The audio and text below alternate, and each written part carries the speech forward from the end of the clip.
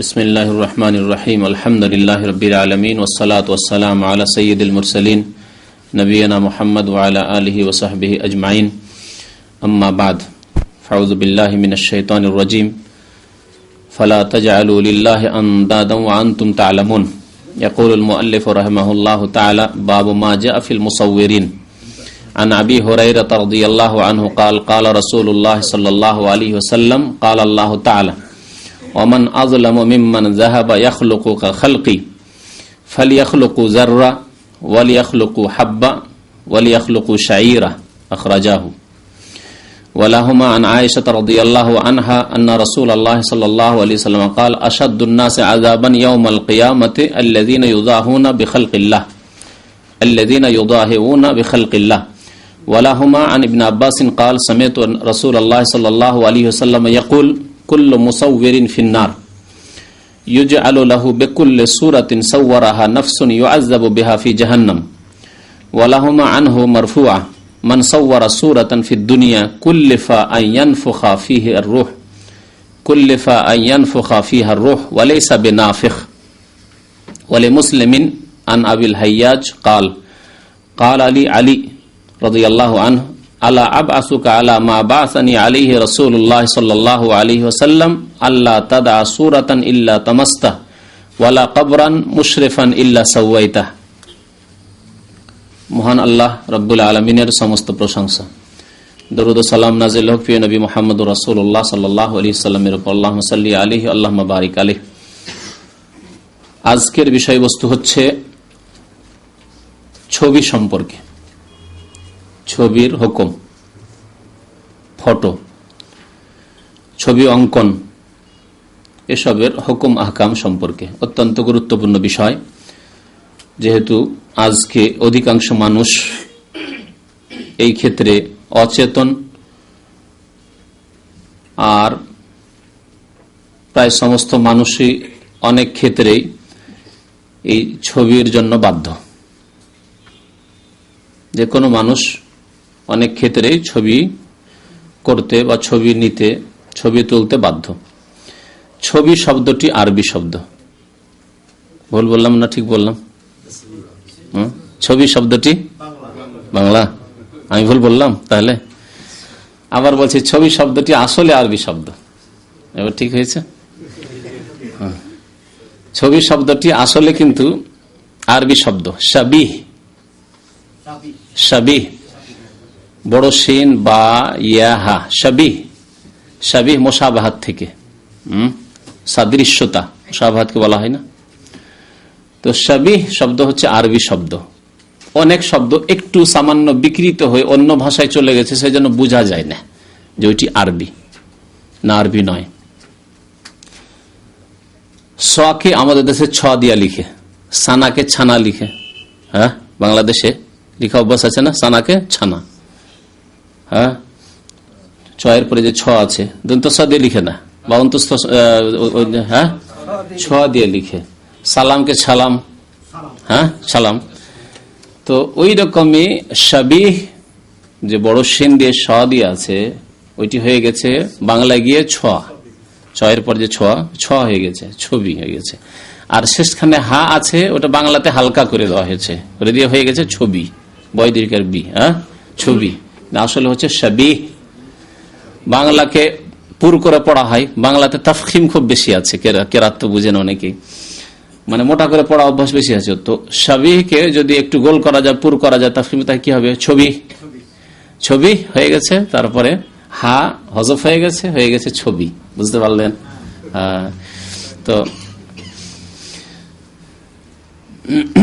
তো শাবিহ থেকে ছবি শব্দটি, যদিও ছবি খুব সুন্দর বাংলা, কিন্তু শব্দটি আসলে আরবি থেকে ধার করা শব্দ।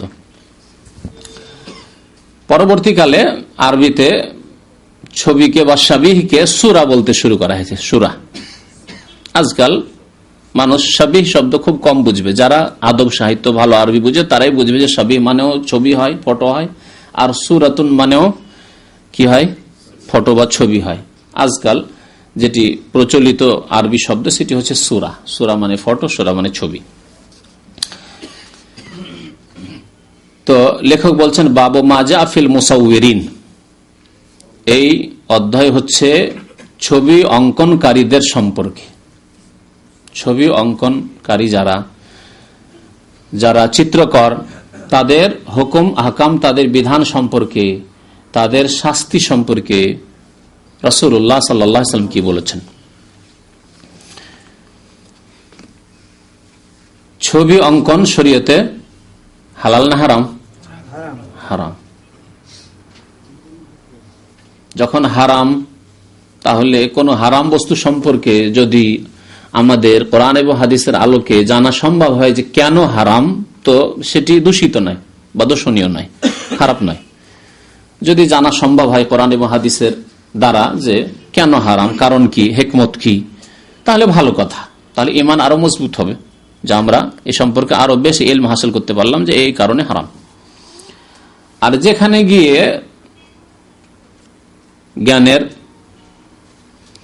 জ্ঞানের একটা সীমানা রয়েছে, সেখানে গিয়ে থেমে গেল, আর বুঝতে পারল না, জানতে পারলো না যে এর হিকমত কি, রহস্য কি, তত্ত্ব কি, হারাম কেন, সেখানে গিয়ে স্টপ। যদি কোনো কিছু শরীয়তে কোরআন এবং হাদিসে হারাম করা হয় আর তার কারণ উল্লেখ না থাকে, তাহলে তা আমাদের জন্য জানা জরুরি নয়। সে সম্পর্কে আমাদের চেষ্টা চালানোর কোনো প্রয়োজন নেই, কারণ আমরা না দেখায় বিশ্বাসী। আল্লাযীনা ইউমিনুনা বিল গায়ব, আমরা এমন এক উম্মত যারাকে আল্লাহ এই জন্যই হিদায়াত করেছেন যে তারা প্রথম এই শর্ত পুরা করেছে আল্লাহর, হুদাল লিল মুত্তাকিন আল্লাযীনা ইউমিনুনা বিল গায়ব, যারা না দেখে বিশ্বাস করে। আল্লাহ বলেছেন, তার রাসূল বলেছেন, আল্লাহর চাইতে বেশি সত্য বলনেওয়ালা আর কেউ নেই, আর আল্লাহ রাসূল চাইতে বেশি সত্য আর কেউ বলেননি। সুতরাং আল্লাহ এবং তার রাসূল যখন বলেছেন হারাম, হারাম।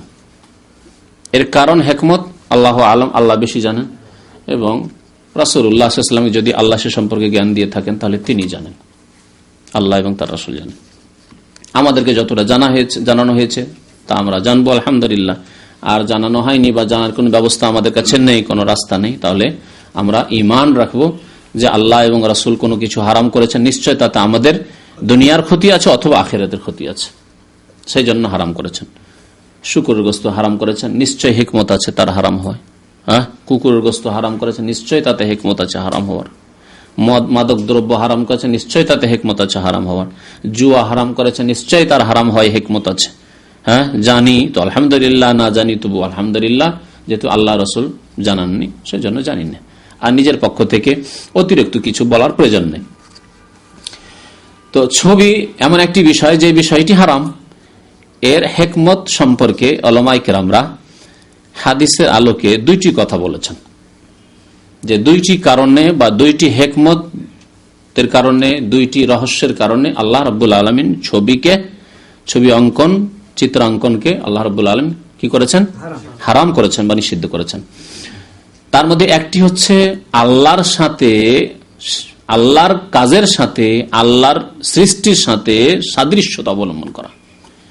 আল্লাহ সৃষ্টি করেন, সৃষ্টিকর্তা আল্লাহ খালেক, যে ব্যক্তি চিত্র অঙ্কন করে সেও যেন দাবি করে যে আমিও ওই রকমই সুন্দর চিত্র তৈরি করতে পারি আর সুন্দর ফটো তৈরি করতে পারি। এর আল্লাহর সাথে যেন সে শরীক হতে চায়, নিজেকে শরীক করতে চায়। মহান আল্লাহ রাব্বুল আলামিন সূরা বাকারা আয়াত নম্বর 22 ইরশাদ করেছেন, ফালা তাজআলু লিল্লাহি আনদাদা, আল্লাহর জন্য তোমরা কোনো শরীক সাব্যস্ত করিও না। ওয়া আনতুম তাআলামুন, জেনে শুনে, তাওহীদ জেনে গেলে, দ্বীন সম্পর্কে জ্ঞান চলে আসলো, নবী এসেছেন তোমাদের কাছে, সুন্দরভাবে দ্বীন পৌঁছে দিয়েছেন, তারপরেও তোমরা আল্লাহর কাউকে শরীক করবে কোন ক্ষেত্রে, সামান্য কোনো ক্ষেত্রে হোক, আল্লাহ রাব্বুল আলামিনের কুদরতের ক্ষেত্রে, আল্লাহর সৃষ্টির ক্ষেত্রে, আল্লাহর ইলমের ক্ষেত্রে, ফালা তাজআলু লিল্লাহি আনদাদা ওয়া আনতুম তাআলামুন, না হলে মুশরিক হয়ে পড়বে। তার আগে আল্লাহ রাব্বুল আলামিন বলেছে, ইয়া আইয়ুহান নাসু উবুদু রাব্বাকুমুল্লাযী খালাকাকুম, একমাত্র সেই রবের ইবাদত করো তোমরা যিনি তোমাদেরকে সৃষ্টি করেছেন। আর তারপরে শিরক করতে নিষেধ করেছেন, একমাত্র আল্লাহর ইবাদত করো যিনি তোমাদের রব, সৃষ্টিকর্তা, আর তোমরা তার সাথে কাউকে শরীক করিও না। একটি হিকমত তাহলে, কারণ অনেক ভালো চিত্রকর আছে যারা খুব সুন্দর চিত্র অঙ্কন করতে পারে, পাথর কেটে এত সুন্দর চিত্র বানাইতে পারে, হুবহু ওই লোক বানিয়ে দিয়েছে, লোক ধরে আরে সেই লোকই তো, একেবারে সেলো সেম সেম বানিয়েছে। যারা হয়তো তার জীবদ্দশে দেখেছে, ধরেন এমন কোন ব্যক্তি আজকাল তৈরি করা হচ্ছে না ওইরকম, তো একেবারে কার্ল মার্কস, একেবারে দেখো একেবারে গান্ধী, এমন করে পাথর কেটে তৈরি করেছে, চিত্র তৈরি করেছে, একেবারে গান্ধী, একেবারে রবীন্দ্রনাথ ঠাকুর, একেবারে শেখ মুজিব, একেবারে জিয়া, সেম সেম বানিয়েছে, তাই না? তাহলে এই ক্ষেত্রে যেই ব্যক্তি চিত্র অঙ্কন করে তার অন্তরে কথা আসতে পারে যে আমি এত সুন্দর তৈরি করতে পারি, চিত্র অঙ্কন করতে পারি। আর যারা দর্শক দেখছে তারা প্রশংসা তার করতে করতে আল্লাহর মতো এত সুন্দর করে একবার হুবহু যেমন ছিল মুজিব তেমনই মুজিব তৈরি করেছে। কি বলে ওটাকে, স্ট্যাচু না কি বলে, ভাস্কর্য, তো তৈরি করেছে। তাহলে প্রশংসা করতে গিয়ে আল্লাহ যেমন প্রশংসা করে, বরং অনেক সময় আল্লাহর প্রশংসা ভুলে গিয়ে মানুষের প্রশংসা করে যে কি তৈরি করেছে সত্যি।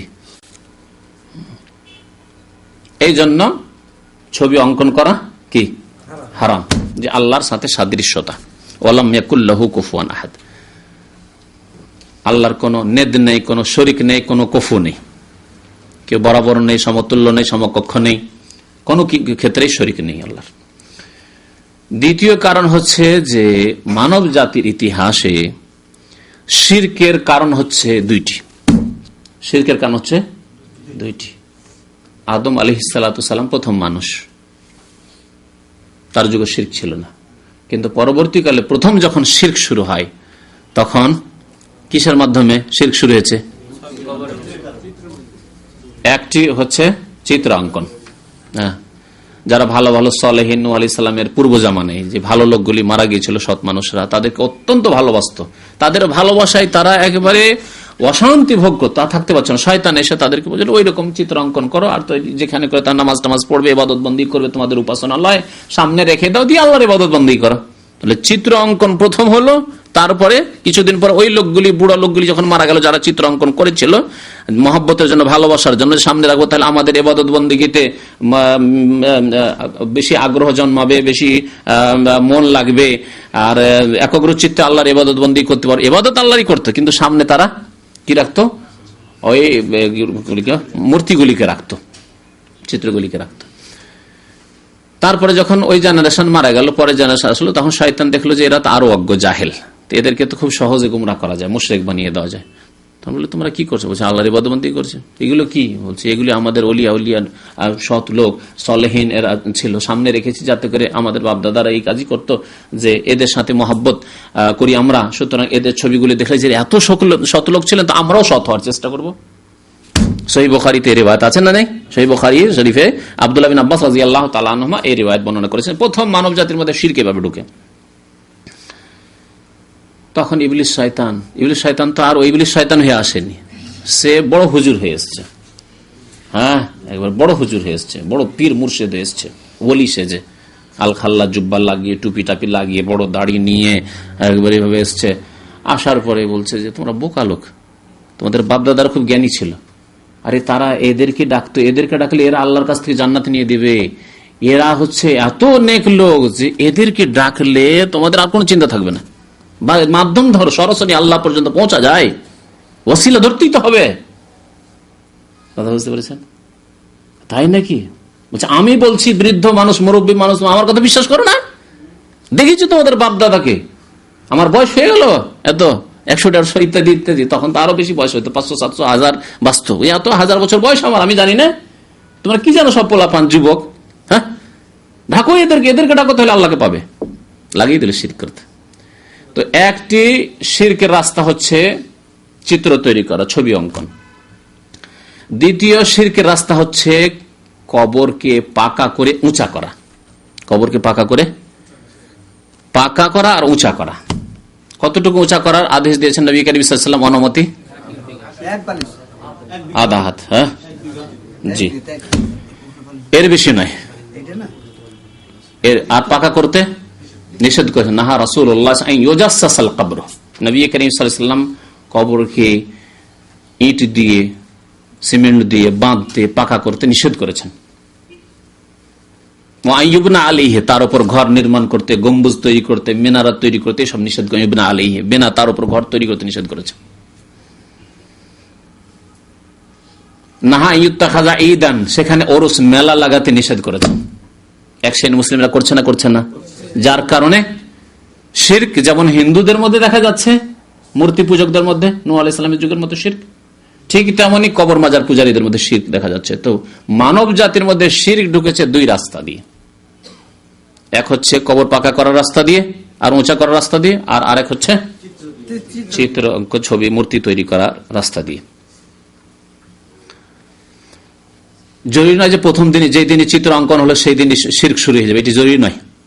দীর্ঘদিন যাওয়ার পরে শুরু হয়, অনেক সময় হয় না, হয় না। আজকে যারা কার্ল মার্কসের, ঠাকুরের, রবীন্দ্রনাথ ঠাকুরের বা শেখ মুজিবের বা জিয়ার যারা প্রতিমূর্তি তৈরি করলো, তৈরি করে ওই রাস্তায়, চৌরঙ্গি রাস্তায় মোড়ে মোড়ে লাগিয়ে দিল, যে কোনো নেতারই লাগিয়ে দিল, সেহেতু তাদের জীবদ্দশায় 25-50 বছর 100 বছর হলো না, কিন্তু কিছুদিন পরে হয়তো এই দল বেশ শক্তিশালী হলো আর দিন ইসলাম থেকে অনেক দূরে সরে গেল। তখন তারা দেখলো যে আরে এ তো পূজনীয় ব্যক্তি, এ তো জাতির পিতা, এ তো আমাদের দেশ স্বাধীন করেছে, এ তো প্রধান সেনাপতি ছিল দেশ স্বাধীন করায়, ইত্যাদি ইত্যাদি, এ তো আমাদের ভাষার গুরু, এ তো আমাদের জাতীয় কবি, হ্যাঁ, এ তো আমাদের বিদ্রোহী কবি কাজী নজরুল, এর মতো কবি আর আছে কি? সুতরাং একে সম্মান করতে সেজদা করা যাবে, সম্মান সূচক সেজদা করা যাবে। যে সেজদা শুরু হইলে হয়তো 25, 50, 100 বছর 200 বছর পরে সেজদা শুরু হতে পারে। কবরগুলি পাকা করে রাতারাতি সেই দিনই সেজদা শুরু হয়নি। প্রথম তাদের মহাব্বতে, ভালোবাসায় সাধারণ করে কবর রাখবো। জনসাধারণে যেমন কবর হয় আম লোকের, সাধারণ লোকদের, তেমন আল্লাহর ওলি, আল্লাহর নেক বান্দা, এত বড় আলেম ছিলেন, এত বড় ওলি বুজুর্গ ছিলেন, তার কবরকে এরকম রাখবো না, পাকা করো, খরচ করো, পাকা করা হলো। তার কবরকে ওই আধা হাত করে রাখবো না, উঁচা করো, 2 হাত, 1.5 হাত, 3 হাত উঁচা করো, তারপর গম্বুজ তৈরি করো, মসজিদের মধ্যে কবর দাও, হ্যাঁ, এইসব করে লিখে দাও নাম, একবারে নেম প্লেট, যে অমুক পীর সাহেব ছিলেন এত সালে তার ইন্তেকাল, হ্যাঁ, এত বড় বুজুর্গ ছিলেন, কিছু কেরামত তার লিখে দাও। 25-50 বছর গেল, 100 বছর গেল, তখন কবর পূজা শুরু হলো, মাজার পূজা শুরু হলো, নাম হয়ে গেল মাজার কবর থেকে, আর তখন ওই মাজার পূজা শুরু হলো। তো মানব জাতির ইতিহাসে শিরক এই দুই রাস্তা দিয়ে ঢুকেছে, আর এই দুই জাতি মুশরিক হয়েছে, সমানভাবে মুশরিক হয়েছে। যেমন মূর্তি পুজো করা মুশরিক হয়েছে, তেমন কবর পূজারীরাও মুশরিক হয়েছে, সমান মুশরিক, কোনো পার্থক্য নেই। আর এই দুই শিরক বিদ্যমান ছিল নবী সাল্লাল্লাহু আলাইহি ওয়াসাল্লামের জামানায় আবু জাহল, আবু লাহাবদের মধ্যে, মক্কার মুশরিক, আরবের মুশরিকদের মধ্যে 2 রকমের শিরক মজুদ ছিল। কবরের আকারেও পূজা হতো আর মূর্তির আকারেও পূজা হতো।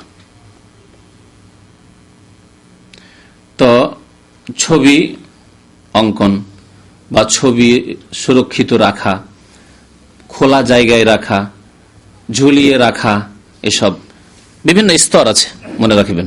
ছবি অঙ্কনের বা ছবি ঝুলিয়ে রাখা, ছবি রাখার, ছবি হেফাজত রাখার বিভিন্ন স্তর আছে, সবগুলি সমান নয়। সবগুলি সমান নয় বলার উদ্দেশ্য হচ্ছে যে একজন লোক পাথর দিয়ে তৈরি করলো একটা ছবি, চিত্র অঙ্কন করলো, একজন লোক মাটি দিয়ে, কাদা দিয়ে তৈরি করলো, হ্যাঁ, এদের হিন্দুদের মূর্তির মতো, দেবী দেবতার মতো, হ্যাঁ, পুতুল প্রতিমা তৈরি করলো। আর আরেক ছবি, সেও ছবি অঙ্কন করছে, সে কি ছবি অঙ্কন করে না? ছবি অঙ্কন করছে, অঙ্কন করছে, সে চিত্র অঙ্কন করছে। আর আরেকজন হাত দিয়ে সুন্দর করে ওয়ালে বা একেবারে ন্যাশনাল হাইওয়ে বা যেখানে লোকজনের সমাগম বেশি, সেই রকম জায়গায় বিরাট ছবি লাগিয়ে রাখলো। একটা শহরে ঢোকার যে মেন রাস্তা আছে, সেই রাস্তার উপর ছবি লাগিয়ে রাখলো, ওই এক ছবি, কিন্তু সেটা পাথর দিয়ে তৈরি নয়, মাটি দিয়ে তৈরি নয়, কাগজের ওপর, প্লাস্টিকের ওপর রং দিয়ে, কালার দিয়ে ছবি অঙ্কন, ওই এক ছবি। সবগুলি কি সমান? আচ্ছা। আর একজন এই ফটোগ্রাফির ছবি, হ্যাঁ, গেল কোন স্টুডিওতে ফটো তৈরি করলো, বড় ধরনের তৈরি করলো, ফুল ছবি তৈরি করলো, তৈরি করবে নিজের বাড়িতে ঝুলিয়ে রাখলো। বা প্রবাসী, অনেক প্রবাসী এরকম আছে, হ্যাঁ, নিজের স্ত্রীর, ছেলে মেয়ে যে 2-1টা আছে, ছবিগুলিকে নিয়ে মাথার কাছে রেখেছে, যতক্ষণ ঘুম না আসে তাকাই দিয়ে থাকে, তাকাই দিয়ে থাকে। আমি দেখেছি, সেজন্য বলছি, না দেখে বলছি না। বহু প্রবাসীদের ঘরে গেছি, তাদের ঘরে এরকম দেখেছি। কিং ফাহাদ ইউনিভার্সিটিতে এক ফ্যামিলি বাসায় গেলাম, তো দাওয়াত করেছে, তো ফ্যামিলিকে সেখান থেকে আউট করে দিয়েছে অন্য বাসাতে। এক বাসায় ফ্যামিলিদের বন্দোবস্ত করেছে খাবার, আরেক বাসায় সব ব্যাচেলরদের বন্দোবস্ত করেছে, তো কিন্তু বাসাটা ফ্যামিলি বাসা, প্রফেসরের বাসা। তো সেখানে ঢুকেছি, কিন্তু যে অবস্থায় আছে তার বাড়িটা অবস্থা থেকে গেছে, ছবিটা থেকে গেছে ওই অবস্থায়, মহিলা নেই কিন্তু ছবি থেকে গেছে, পুরুষ লোকেরা সেদিন দাওয়াত। দেখছি তার বুড়ো বুড়ি, মা বাবা সব, তারপরে ছেলে মেয়ে, তারা স্বামী স্ত্রী ছবি রাখে, যেখানে শুয়ে আছে তার পাশে মাথার কাছে একটা টেবিল রাখা আছে, টেবিল রাখা আছে। হ্যাঁ, মাশাআল্লাহ তাবারাকাল্লাহ। কিন্তু আপনি রাখেননি তো, আবার এরকম কথা বললে মানুষ ভাবে যে আপনি রেখেছেন হয়তো। হ্যাঁ, আপনি রাখেননি তো? আচ্ছা আচ্ছা, ঠিক আছে। আল্লাহ হিদায়াতের মালিক। ওমা ইউদরিল্লাহু ফামা লাহু মিন হাদ। আল্লাহ যাকে গোমরাহ করবে তাকে কোনো শক্তি হিদায়াত করতে পারবে না। এই জন্য তো জুমা মসজিদে বললাম যে অনেকে আলেম টাইটেল কামেল হাফেজ হয়েও ফাসেক, আবার অনেকে নিরক্ষর কিছুই জানে না, হয়তো আপনার মতো সাধারণ মানুষ, কিন্তু আলহামদুলিল্লাহ মুত্তাকি পরেজগার, পাপ করেন না, আলহামদুলিল্লাহ, ভাগ্যবান সে। যেমন দুনিয়ার ক্ষেত্রে আল্লাহ রাব্বুল কাউকে কম দিয়েছেন, কাউকে বেশি দিয়েছেন, তেমন দিনের ক্ষেত্রে, ধার্মিকতার ক্ষেত্রে, পরেজগারির ক্ষেত্রে, আল্লাহ বিরোধের ক্ষেত্রেও কাউকে কম দিয়েছেন, কাউকে বেশি দিয়েছেন।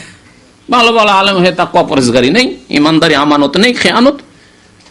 আমি জানি বহু এরকম আলেমকে যে তাকে ধার দিয়ে দিলে ফিরিয়ে পাওয়া যাবে না, তা অথচ আলেম, দাম্মামও জানি আমি। সারা দুনিয়া দেশের কথা বলতে হবে না, দাম্মামের মতো একটা ছোট শহরেও এমন কিছু আলেম আছে যে একবার আমার কাছে ধার করে চেয়ে ফেললো, তারপরে তো আমি একটু ভাবলাম যে ঠিক আছে, লোকটার সাথে কোনো আদান প্রদান করা যায়নি, তো ঠিক আছে, আচ্ছা চেষ্টা করব বলে দু একজনের কাছে কথাটা আলোচনা করলাম বন্ধু মহলে, যে অমুক আলেম এরকম ধার চাইছিল আমার কাছে। যে তাই নাকি, আপনাকে ফাঁসাবার চেষ্টা করেছে? খবরদার, খবরদার। কেন বলছে? আমাদের সাথে হয়ে গেছে, আমাদের সাথে হয়ে গেছে। অনেকের পড়ে আছে টাকা পয়সা বছরকে বছর, কত বছর ধরে, আর অনেকে আদায় করেছি, এইভাবেও আদায় করেছি যে টাকা দিয়ে ওঠেন, এখান থেকে মান সম্মান বাঁচাতে যান, টাকা এখান থেকে দিয়ে যান, এইভাবে আদায় করতে হয়েছে। কিন্তু হয়তো একজন সাধারণ অশিক্ষিত মানুষ এইরকম এত খেয়ানতকারী নাই, হয়তো ও আদা বুঝেছে, যদি না দিতে পারে এসে হাত পাতের, ভাই আজকে তো আদা ছিল, দিতে পারলাম না ভাই, মাফ করবেন না, কি করবো আমি। বুঝতে পেরেছেন? তাহলে যেমন দুনিয়ার ক্ষেত্রে আল্লাহ কাউকে বেশি রিজিক দেন, কাউকে কম দেন, ঠিক তেমনি দিনের ক্ষেত্রে কাউকে ইমানদারি বেশি দেন, আমল বেশি দেন, কাউকে কম দেন। চেষ্টা করলে আল্লাহ বরকত দেবে। জি, ফিরে আসে আসল বিষয়। কোথায় ছিলাম, কোথায় নিয়ে চলে গেলেন আপনারা? ছবির বিভিন্ন স্তর আছে। হ্যাঁ হ্যাঁ হ্যাঁ। তারপরে কেউ কিন্তু বড় বড়রা আসছে, অনেকেই প্রায় লোকে দাড়িওয়ালা অনেকে আছে, কিন্তু কেউ এটা কাজ করছে না। ছবিটাকে নেওয়ার পরে আমি তো নিচে রেখে দিলাম, নিচে আমাকে গুটিয়ে ভিতরে রেখে দিলাম, ওদের সামনে বেশ কিছু লোকেরা ছিল, দেখলো। কথা হচ্ছে যে কমপক্ষে আপনি যেখানে দাওয়াত খেতে যাবেন, কোন জায়গায় আপনি যাবেন, আপনাকে ডাকা হইল, আর সেখানে গিয়ে একটি মুনকার অন্যায় ইসলাম বিরোধী কাজ দেখলেন, সেটা যদি নির্মূল না করতে পারেন, সেটা সেখান থেকে যদি সরিয়ে না দিতে পারেন, তাহলে আপনার জন্য সেখানে দাওয়াত খাওয়া ঠিক নয়, জায়েজ নয়। যদি আপনার ক্ষমতা না থাকে তাহলে, আর জানেন যে এখানে গুনার কাজ হবে, যাবেন না আপনি। বিয়ে শাদীতে আমাদের দেশে অনেক অন্যায় কাজ হয়, পাপের কাজ হয়।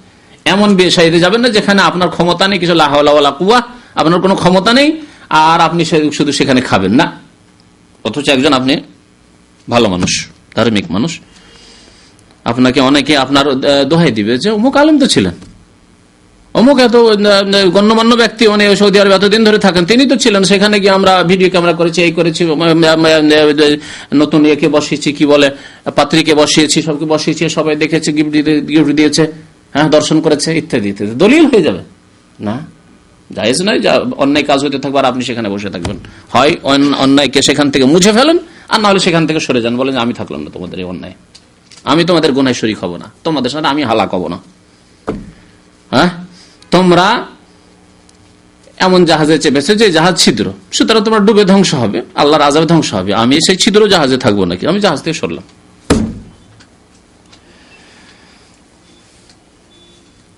আবার কেউ আছে যে রাখে, হয়তো স্মরণীয় করে রাখবো, কিন্তু লুকিয়ে রেখেছে, খোলা জায়গায় রাখেনি,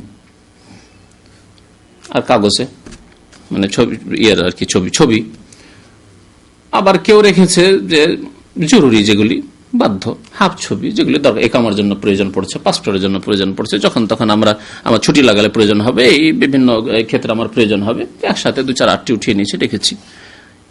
এইটি জায়েজ ক্ষেত্র, সবগুলি ক্ষেত্রে আযাব শাস্তির কথা নেই, জায়েজের ক্ষেত্র কোনখানে? যেখানে আপনি বাধ্য, আপনার ছবি না হলে চলবে না, ছবি না হলে হজ করা যাবে না। যাবে কি? কেউ যদি আমি হজ করবো কিন্তু ছবি তুলবো না, হবে? হবে না। আমি বিদেশে চাকরি করব কিন্তু আমি ছবি তুলবো না, হবে? হবে না। আমি থাকবো এক আমি ছবি লাগাইতে দেবো না, চলবে? চলবে না। আমি থাকবো, আমি পাসপোর্ট করবো বিনা ছবিতে, হবে?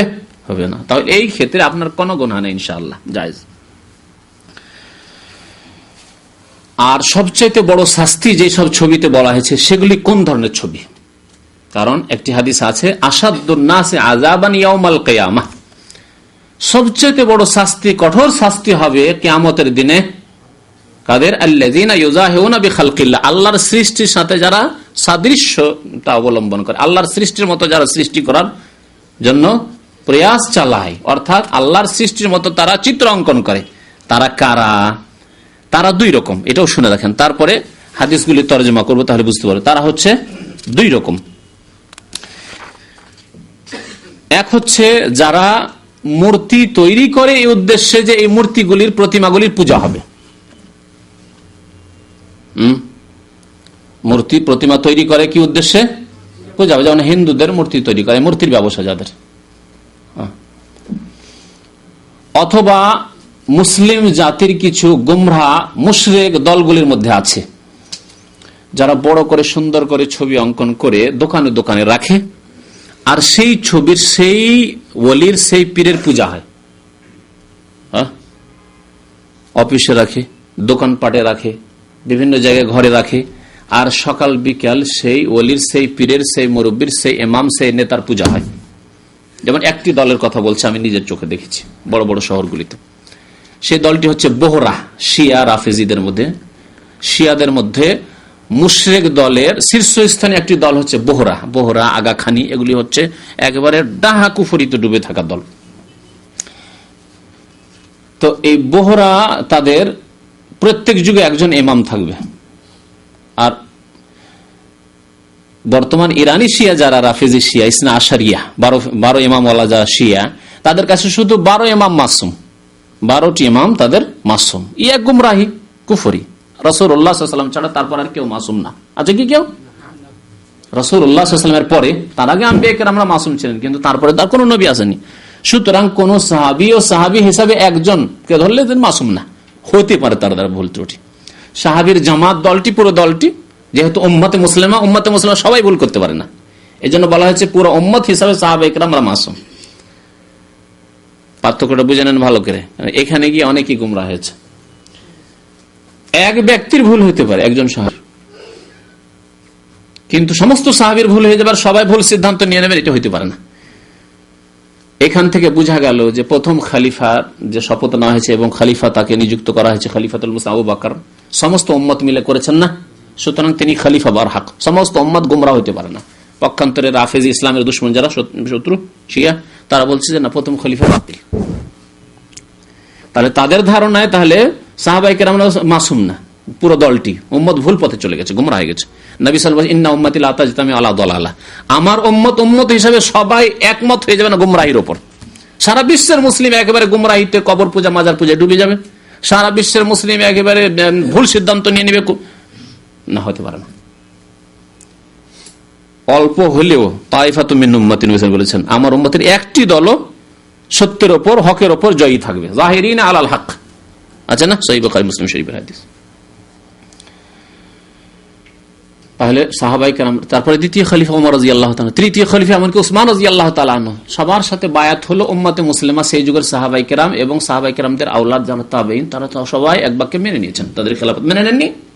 দ্বিমত করেছেন যে ওসমানকে খলিফা মানবো না, ওমরকে খলিফা মানবো না, দ্বিমত করেননি। তাহলে তাদের ইজমা হয়ে গেছে, ঐক্যমত হয়ে গেছে এই খেলাফতের ওপর। আর তারা যখন সবাই একমত হয়েছেন, তাহলে তারা নিশ্চয় ভুলের ওপর একমত হতে পারেন না। জি, এই দিক দিয়ে উম্মত মাসুম, আর ব্যক্তি হিসাবে কোনো ব্যক্তি মাসুম নেই। তো এদের কাছে 12 ইমাম মাসুম, এই এক গুমরাহি তাদের। আর এই বোহরা যে দলটি আর আগাখানি, এইসব দলের কাছে প্রত্যেক যুগের যে ইমাম হবে সে মাসুম। 1400 বছর পরে আজকে যে ইমাম থাকবে সে হবে কি? মাসুম, নিষ্পাপ। তাদের ইমাম মাসুম, এবং সে ইমামের পূজা করে, তারা সেজদা করে। হিন্দুদের মতো, যেমন হিন্দুদের দোকানপাটে অফিসে ঢুকলে প্রথম গিয়ে কি করে, নমস্কার টমস্কার করে, পূজা টুজা করে, বাতি ফাতি দিয়ে এসব করে হিন্দুরা, তেমনি এই বোহরারা, এই শিয়া রাফেজিদের মধ্যে বোহরা, এরা তাদের ইমামকে সুলতান বলে। এই ছবি তাদের বোহরাদের ইউনিফর্ম আছে, তাদের মহিলাদের ইউনিফর্ম আছে, তাদের বোরকার বা উপরের লেবাসের, আর তাদের পুরুষদের একটা পাঞ্জাবি আর টুপির ইউনিফর্ম আছে। এরা বেশিরভাগ সংখ্যাগরিষ্ঠ মোটামুটি করাচিতে পাকিস্তানের, আর ভারতের বোম্বাই, আর হ্যাঁ আহমেদাবাদেও মনে হয় আছে, যখন অন্য জায়গার কথা জানি না, যেহেতু ওগুলো তো যাইনি আমি। তো এদের যেখানেই দোকানপাট আছে, এরা পয়সাওয়ালা, সেখানে তাদের ওই সুলতানের ছবি দোকানে থাকবে, অফিস থাকলে অফিসে থাকবে, আর সকাল বিকেল ঢুকলেই ওর পূজা দিবে, তারপরে তখন কাজকর্ম, তার ব্যবসা বাণিজ্য শুরু করবে। এ মুশরিক দল, এই ছবির পূজা।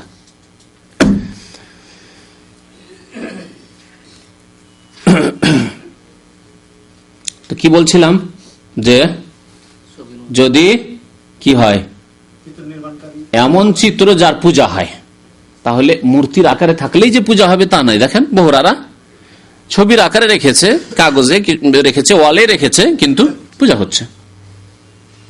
বৌদ্ধদেবের মন্দিরে একবার দেখতে গেছিলাম, সারনাথ বলে একটা জায়গা আছে, কাশী শুনেছেন তো কাশীর নাম, সেখানে গেলাম। সারনাথ বৌদ্ধদেব যেখানে করে নাকি, ওখানে এসে তার কি লাভ হয়েছিল, গুমরাহ, শয়তান তাকে গুমরাহ করেছিল, আর সেখানে গিয়ে তার সিদ্ধি লাভ হয়েছিল, সে পেয়েছিল তার ভগবানকে।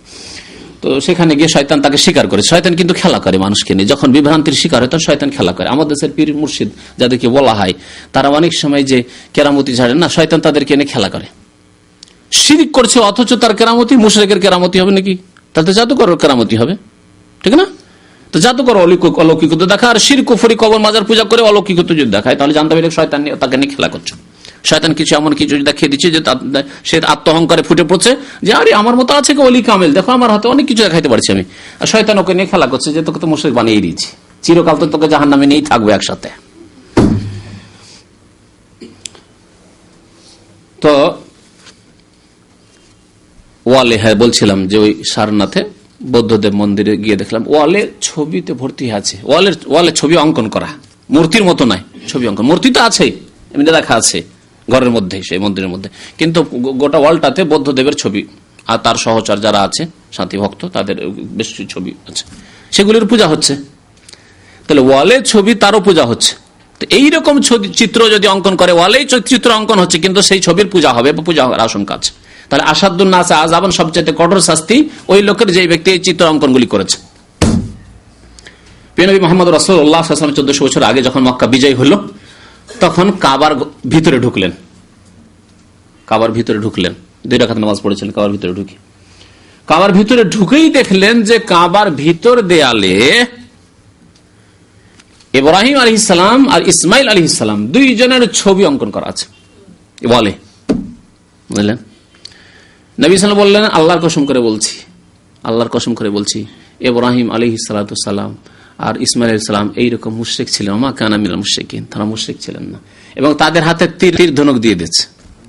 হ্যাঁ, মানে হিন্দুদের অনেক দেবী দেবতার হাতে তীর ধনুক থাকে, বা বৌদ্ধদের তীর ধনুক দিয়ে দিচ্ছে। কারণ শিরকের ধর্ম একই ধর্ম, কবর মাজার পূজার ধর্ম, মিশরের কবর মাজার পূজা হোক, আর বাংলাদেশের কবর মাজার পূজা হোক, আর পাকিস্তানের হোক, আর ভারতের হোক, সব একই। কিন্তু ওই রকম মূর্তি পূজা, ইব্রাহিম আলাইহিস সালামের যুগের মূর্তি পূজা আর হিন্দুদের মূর্তি পূজা আর মক্কা মুশরিকদের মূর্তি পূজা একই পূজা। হ্যাঁ, নবী সাল্লাল্লাহু আলাইহি ওয়াসাল্লাম, ওয়াল্লাহি লাম ইস্তাকসিমা, এরা ভাগ্য নির্ণয় করেনি এই তীর দিয়ে। মক্কার মুশরিকরা ভাগ্য নির্ণয় করতো, কোন সফরে যেতে হলে তীরগুলি বের করতো, আর বের করাবে দেখতো যে হ্যাঁ বলছে তীরে না বলছে, হ্যাঁ না কেমন করে বলবে, তীরে লিখা থাকতো নাম লা, তীরটা বের করতো, তীরের যে থলে আছে থলে থেকে বের করতো, তীরদানি থেকে। আর বের করার পরে দেখতো যে এতে নাম লিখা আছে না, সফরে যাবো না যাবে না, শুভ হবে না হবে না। যদি হ্যাঁ নাম, হ্যাঁ যাও, ঠিক আছে। তীর বলছে যে যাও, ভাগ্য ভালো হবে। তীর বের করলে লা, যাওয়া যাবে না, না সফর খারাপ হবে, যাওয়া যাবে না। অনেকে বিদেশ আসার জন্য গণকদের কাছে দেখাতে যায়, হাত দেখাতে যায় যে বিদেশ যাচ্ছি, 1.5 লাখ 1.5 লাখ টাকা 2 লাখ টাকা দিয়ে ভিসা কিনছি, যাবো না, সিঙ্গাপুর যাচ্ছি, মালয়েশিয়া যাচ্ছি, সৌদি আরব যাচ্ছি, কুয়েত যাচ্ছি, যাবো না, একটু দেখেন তো আমার। হ্যাঁ হ্যাঁ ঠিক আছে যাও। এই গল্পগুলি বাড়িতে করছে, আর হঠাৎ করে টিকটিক টিক টিক টিক টিক টিক করে উঠেছে। হ্যাঁ ঠিক যাও, যে ঠিক দেখছো না, আছে না? আল্লাহু আকবার, মুশরিক টিকটিকিকে আলেমুল গায়েব মনে করলো। নিজেকে আলেম, নিজে কত অসহায়, মূর্খ বোকা অসহায়, যে নিজে আলেমুল গায়েব না, গায়েব জানে না যে আমার ভাগ্য ভালো হবে কি হবে না, কিন্তু ঠিক করেছে যে আলেমুল গায়েব হয়ে গেল।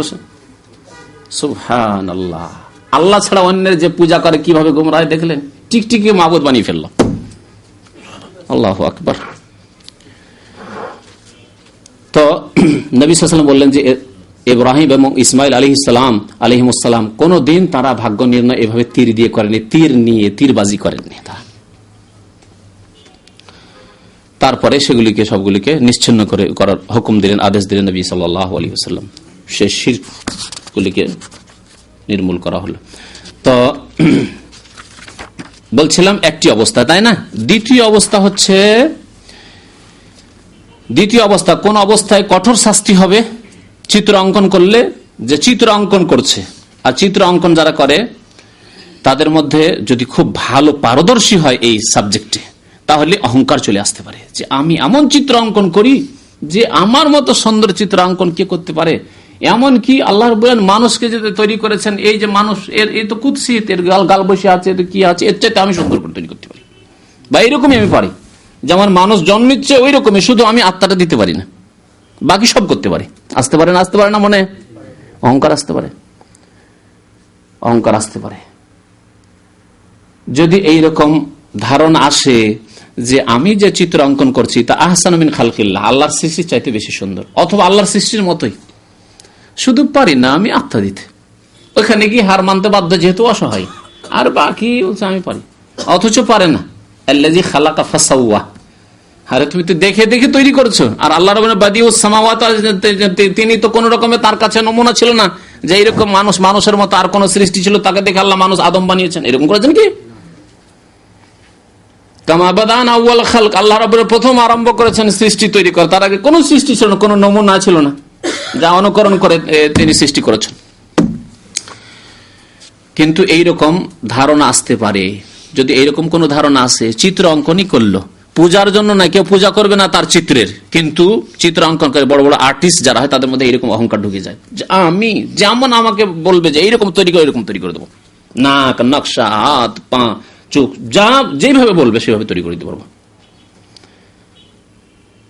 যদি এরকম ধারণা আসে, আসাদুন নাসি আযাবান ইয়াউমাল কিয়ামাহ, কিয়ামতের দিনে সবচাইতে কঠোর শাস্তি হবে এই দুই শ্রেণীর মানুষকে। আর বাকি অন্যরা যারা হয়তো স্টুডিওতে ছবি তৈরি করছে, স্টুডিওর ব্যবসা, তাদের হুকুম কি? যারা এমনি চিত্র অঙ্কন করছে কিন্তু এরকম ধারণা করে না, আমি পারি, কোন রকম চিত্র অঙ্কন করতে পারি, হ্যাঁ, হারাম এবং কাবিরা গুনাহ, হারাম এবং কাবিরা গুনাহ। জি, ছবি অঙ্কন করা এক কথায় কাবিরা গুনাহ, আর তার মধ্যে সবচেয়ে কঠোর শাস্তি কাদের হবে? দুই শ্রেণীর লোককে, যারা পূজা করার জন্য মূর্তি তৈরি করে দিচ্ছে, অথবা চিত্র অঙ্কন করে দিচ্ছে, অথবা চিত্র অঙ্কন করার মাধ্যমে সে ধারণা করছে যে আমি এই আল্লাহর মতো চিত্র অঙ্কন করতে পারি। হ্যাঁ, জি। তারপরে হাদিসগুলি এখন দেখুন। প্রথম হাদিস বুখারী মুসলিম শরীফের হাদিস। আন আবি হুরায়রা রাদিয়াল্লাহু তাআলা আনহু, আবু হুরায়রা রাদিয়াল্লাহু তাআলা আনহু বলছেন যে ক্বালা রাসূলুল্লাহ সাল্লাল্লাহু আলাইহি ওয়াসাল্লাম, রাসূলুল্লাহ সাল্লাল্লাহু আলাইহি ওয়াসাল্লাম ইরশাদ করেছেন, ক্বালা আল্লাহু তাআলা, মহান আল্লাহর বাণী, মহান আল্লাহ ইরশাদ করেন কি? তাহলে এই হাদিস হাদিসে কুদসি। হাদিসে যদি আল্লাহর বাণী নকল করা হয় তার নাম হাদিসে কুদসি, আর কোরআনে কারিমে থাকে তাহলে তো কোরআনে কারিমে কালামুল্লাহ, কোরআনের বাণী। ওয়ামান আযলামু মিম্মান যাহাবা ইয়াখলুকু কা খালকি, আল্লাহ কি বলছেন? ওয়ামান আযলাম, ওর চাইতে বড় জালিম আর কি আছে পৃথিবীতে, যেই ব্যক্তি কি করে, মিম্মান যাহাবা ইয়াখলুকু কা খালকি, আমার সৃষ্টির মতো সৃষ্টি করতে যায়, বা সৃষ্টি করতে প্রয়াস চালায়, চেষ্টা করে যে আমি আল্লাহর মতো সৃষ্টি করে দেবো। ওই লোকটি যেমন নাক নকশা ছিল বা আছে ওই রকম আমি তৈরি করে দিব, চিত্র অঙ্কন করে দিতে পারবো, এত পারদর্শী আমি। ওর চাইতে বড় জালেম যে এইরকম দাবিদার হয় যে আল্লাহর মতো, কাখাল কি বলা হয়েছে, তাহলে বুঝলেন যে কঠোর শাস্তি কার হবে? এই শ্রেণীর লোকদের হবে, যে আমার সৃষ্টির মতো যারা সৃষ্টি করার প্রয়াস চালায় তার চাইতে বড় জালেম আর কি আছে। সবচেয়ে বড় জালেম কাফের, সবচেয়ে বড় জালেম মুশরিক। তো এই ব্যক্তি যেন শুধু মুশরিক নয়, বরং নিজেকে আল্লাহর শরীক দাবি করলো, পার্টনার দাবি করলো, ফিরআউনের মতো রব দাবি করলো, হ্যাঁ, মুসাউবির দাবি করলো। আল্লাহ 99টি নামের মধ্যে একটি নাম আছে মুসাউবির, আছে না? আল মুসাউবিরু লাহুল আসমাউল হুসনা, সূরা হাশরে আছে। হুয়াল্লাহুল্লাযী লা ইলাহা ইল্লা হুয়া আলিমুল গায়বি ওয়াশ শাহাদাতি হুয়ার রহমানুর রহিম। তারপরে হুয়াল্লাহুল্লাযী লা ইলাহা ইল্লা হুয়াল মালিকুল কুদ্দুসুস সালামুল মুমিনুল মুহাইমিনুল আজিজুল জব্বারুল মুতাকাব্বির সুবহানাল্লাহি আম্মা ইউশরিকুন হুয়াল্লাহুল খালিকুল বারি আল মুসাউবির। মুসাউবির মানে তসবিরকারী, চিত্র অঙ্কনকারী। আল্লাহর নাম হচ্ছে মুসাউবির। কেউ যদি দাবি করে যে আমিও পারি, আমার মতো সৃষ্টি করতে প্রয়াস চালাই, আল্লাহ বলছেন ফালিয়াখলুকু যাররা, তাই যদি হয় যে চিত্র অঙ্কন করেই মনে করছে আল্লাহর মতো আমি চিত্র অঙ্কন করতে পারি, ফালিয়াখলুকু যাররা, এক কাজ করো, একটি ক্ষুদ্র পিপিলিকা সৃষ্টি করে দাও। বেশি বড় মানুষ তৈরি করতে তোমাকে বলি না। ফালিয়াখলুকু যাররা, ক্ষুদ্র পিপিলিকা তৈরি করে দাও, সৃষ্টি করে দাও। যাররার প্রসিদ্ধ অর্থ আরবদের মধ্যে হচ্ছে সেগারুন নামল, ছোট পিপিলিকাকে বলা হয়। আর জাররা মানে ধূলিকণা হয়। একদিন এই সম্পর্কে জাররার কয়েকটি অর্থ বলেছিলাম, কারণ মনে আছে? জাররা মানে ধূলিকণা। ধূলিকণা রোদ্রের সময় যদি জানালা খুলে রাখেন, আমাদের দেশে খুব স্পষ্ট দেখা যায়, জানালা খুলে থাকি আমাদের দেশে, এখানে তো বন্ধ ঘরে থাকা তো বুঝতে পারেন না, দেখতে পাই। হ্যাঁ, জানালা খুলে থাকলে কেমন মনে হয় কিছু যেমন ধূলিকণা আসছে। হ্যাঁ, তো এই জাররা বলা হয়েছে। আজকাল নতুন অর্থে যে অ্যাটমি জাররা বলা হচ্ছে, এগুলোকে যে পরমাণুকে জাররা বলা হচ্ছে, কিন্তু আজকাল এটা তৈরি হলো, নবী সাল্লাল্লাহু আলাইহি ওয়াসাল্লামের যুগতে ছিল না। সুতরাং এই অ্যাটমি পরমাণু দিয়ে অর্থ করা ঠিক হবে না, কারণ নবী সাল্লাল্লাহু আলাইহি ওয়াসাল্লাম যখন বলেছেন তখন এই পরমাণুর কোনো ধারণাই ছিল না। সুতরাং জাররা মানে সেই যুগে যে প্রচলিত অর্থগুলি ছিল সেই অর্থগুলি নিতে হবে। প্রথম অর্থ কি বললাম? ক্ষুদ্র পিপিলিকা। আর দ্বিতীয় অর্থ হচ্ছে ধূলিকণা।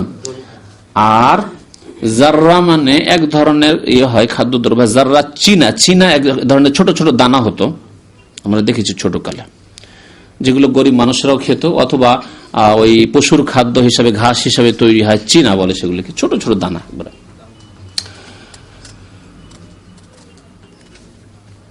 ফালিয়াখলুকু জাররা আও লিয়াখলুকু হাব্বা। ঠিক আছে, পিপিলিকা তৈরি করতে পারবে না, কারণ আত্মা দিতে হবে, তাই না? পিপিলিকা তৈরি করলে আত্মা দিতে হবে। ওয়ালিয়াখলুকু হাব্বা, ঠিক আছে, একটি খাদ্যদ্রব্য তৈরি করে দাও, গম তৈরি করে দাও। হাব্বা মানে দানা, যে কোনো দানা, খাবারের দানা। চাউল তৈরি করে দাও, ধান তৈরি করে দাও, একটা বুট তৈরি করে দাও, কিছু তৈরি করে দাও। ওয়ালিয়াখলুকু হাব্বা আও লিয়াখলুকু শাইরা, অথবা একটি জব তৈরি করে দাও। জব তৈরি করে দাও তো প্রাণ দিতে হবে না, দাও তৈরি করে দাও। আজকাল আর্টিফিশিয়াল চাউল হচ্ছে, শুনেছেন কি? শোনেননি? কৃত্রিম চাউল তৈরি হচ্ছে, খাদ্যের কাজে লাগছে, কিন্তু আল্লাহর মতো হবে? নিষেধ করা আছে না। নাম্বার 1। নাম্বার 2, এই যে ধান অথবা গম যে আছে, এই ধান বা গম যদি মাটিতে পড়ে যায় বা আপনি যদি বপন করেন, ছিটিয়ে দেন, তাহলে তার থেকে কি জন্মাবে? জন্মাবে।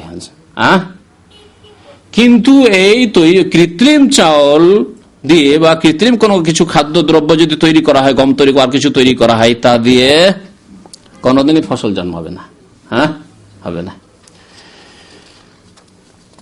আচ্ছা, ওয়ালিয়াখলুকু শাইরা আখরাজাহু বুখারী মুসলিম। ইমাম বুখারী এবং মুসলিম এই হাদিসটি বর্ণনা করেছেন।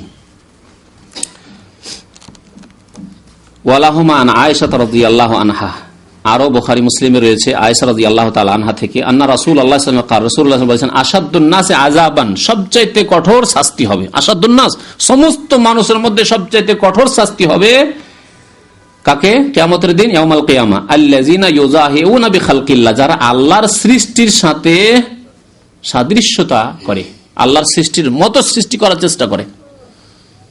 আল্লাহ সৃষ্টি করেছে মানুষ, মানুষের মতো আমি চিত্র অঙ্কন করে দেবো, যেমন মানুষ তেমন, কার কথা বলবে, যার কথা বলবে তার মতো করে তৈরি করে দেবো।